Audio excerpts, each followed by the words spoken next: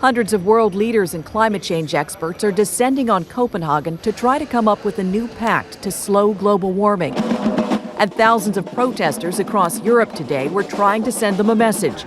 It's time to stop talking and make a deal. But reaching that deal has now been complicated by what's being called ClimateGate, a string of hacked private emails between global climate change scientists in the U.S. and Europe, which have cast doubts on the very science this summit is based on. The emails seem to show that some of the world's top experts decided to exclude or manipulate some research that didn't help prove global warming exists. 1998 was the hottest year since record-keeping began, but the temperature went down the next year, and it's only spiked a couple of times since. An email from 1999 shows scientists worked hard to demonstrate an upward trend.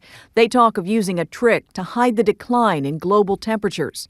It worked like this.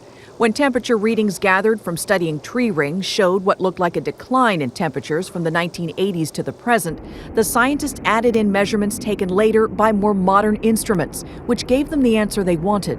The scientists say the emails are being misinterpreted. A lot of charges have been made that I think are quite unjustified, cherry-picking information and not taking it quite out of context and misrepresenting what it's actually saying. Senator James Inhofe, a climate change skeptic, says the emails prove the global warming threat is exaggerated.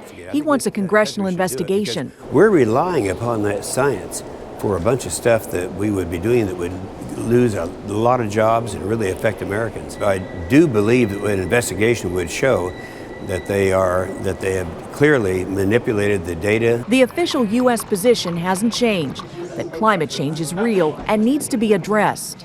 Climate change is happening.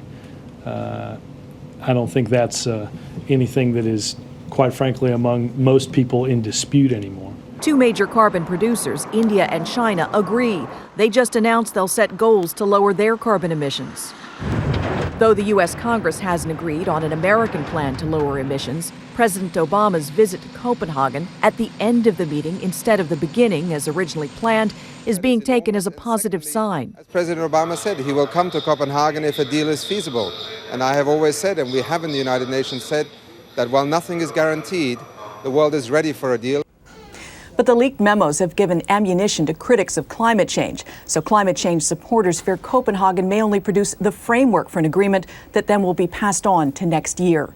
Jeff? All right, Kimberly Dozier from our Washington Bureau tonight. Kimberly, thank you.